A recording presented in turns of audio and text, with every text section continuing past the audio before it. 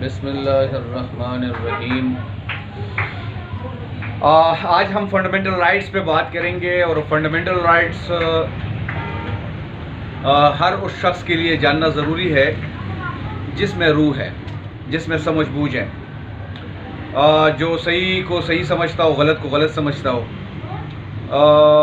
चाहे वो एजुकेटेड हो, चाहे इसकी एजुकेशन ज़ीरो हो, चाहे वो जॉब करता हो, जॉब नहीं करता, चाहे वो बिज़नेस करता है, बिज़नेस नहीं करता, लेकिन बनाम पाकिस्तानी हो, उसको ये फंडामेंटल राइट्स के बारे में पता होना चाहिए सर, क्योंकि यही फंडामेंटल राइट्स है जो आपके बुनियादी हकूक़ कहलाते हैं। बहैसियत पाकिस्तानी, बहैसियत ह्यूमन बीइंग,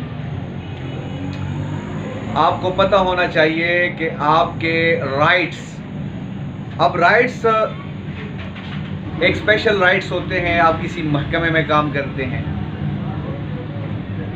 या आपकी कोई पोजीशन होती है, कोई स्टेटस होती है, उसके हवाले से आपके राइट्स आप क्लेम करते हैं। मगर ये फंडामेंटल राइट्स आप जहाँ कहीं भी है, in the boundary of Pakistan, inside the boundary of Pakistan, तो आपको इनके बारे में पता होना चाहिए। आइए शुरू करते हैं। सबसे पहले ये कि इसको फंडामेंटल राइट्स क्यों कहते हैं। फंडामेंटल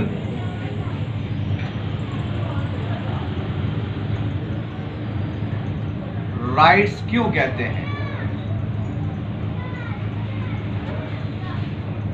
फंडामेंटल का मतलब है बुनियादी, बेसिक, और राइट्स का मतलब है हकूक। क्या है? हकूक। और राइट्स का दूसरा मतलब है इंटरेस्ट, सेल्फ इंटरेस्ट।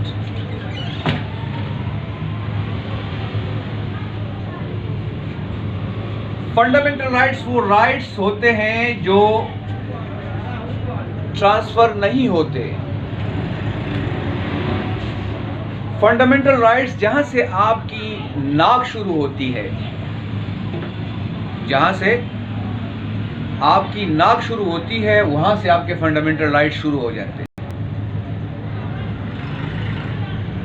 और इसको फंडामेंटल राइट्स क्यों कहते हैं? इस्लामिक रिपब्लिक ऑफ पाकिस्तान, इस्लामी जमहूरियत पाकिस्तान का जो कॉन्स्टिट्यूशन है, आईन है, कौन सा आईन? 1973 का, सन 1973 का।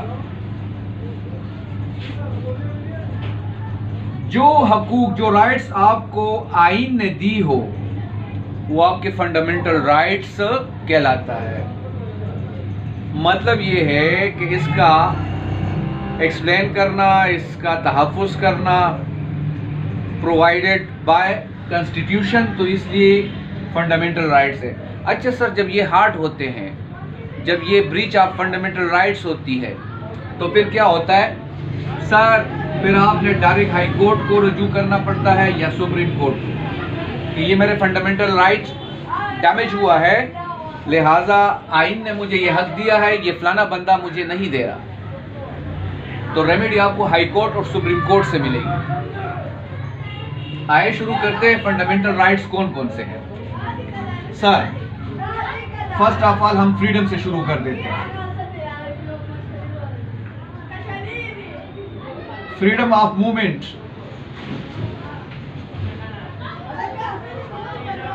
आप आजादाना हरकत कर सकते हैं inside the boundary of Pakistan.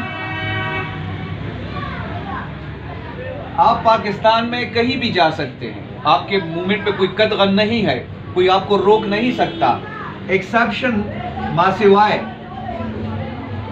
जो नो गो एरिया है, जो सिक्योरिटी हवाले से सेंसिटिव है या मुल्क की सलामती के हवाले से सेंसिटिव है, तो वहां पर आपको फिर फ्रीडम आपकी रुक जाती है। अच्छा सर, दूसरी बात, फ्रीडम ऑफ एजुकेशन है आपको, आप एजुकेशन ले सकते हैं,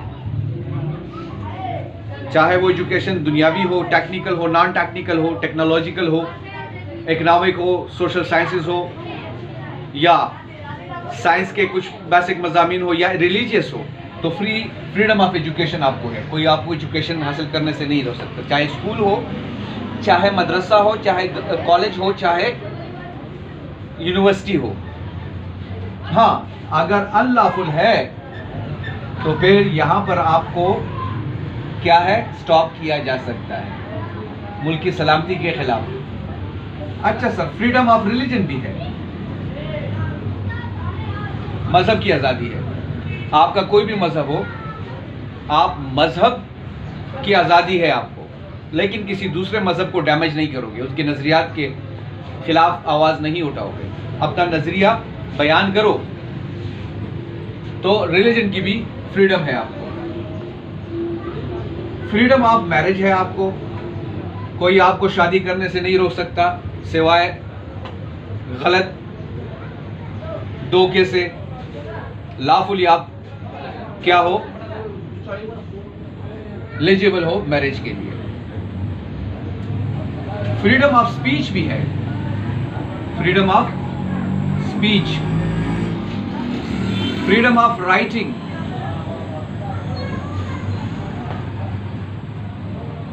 फ्रीडम ऑफ एसोसिएशन, आप एसोसिएशन बना सकते हैं, आप यूनियन बना सकते हैं, लेकिन lawfully.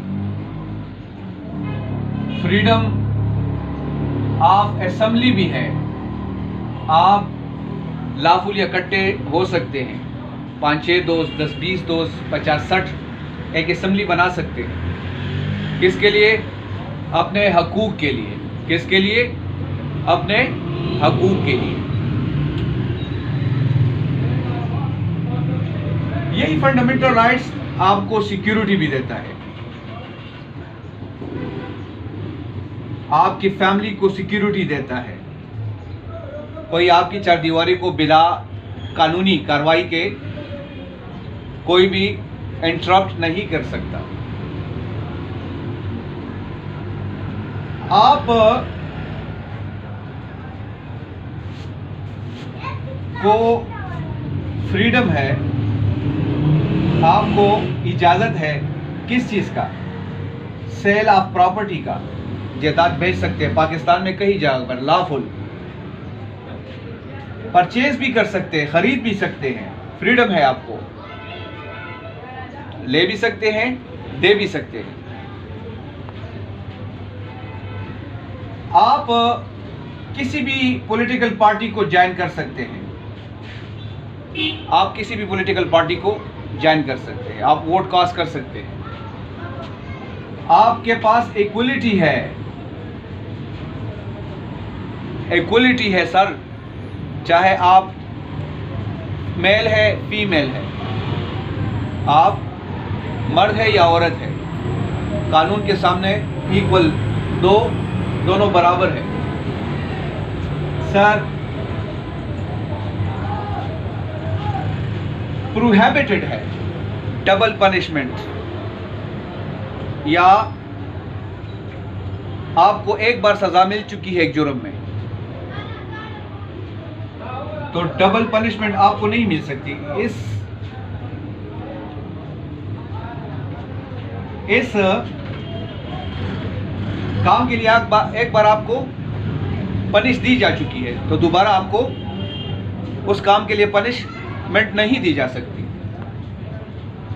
Number 12, retrospective, prohibited retrospective punishment एक लॉ है, वो आज पास हुआ है, लेकिन आपने 10 साल पहले कोई गलती की थी, उस वक़्त लॉ नहीं था, लेकिन उस 10 साल पहले के काम को की एक्शन को बुनियाद बनाकर कोई भी आपको आज के लॉ बनने पर सज़ा नहीं दे सकता, क्योंकि आपको पता नहीं था, उस वक़्त लॉ नहीं था।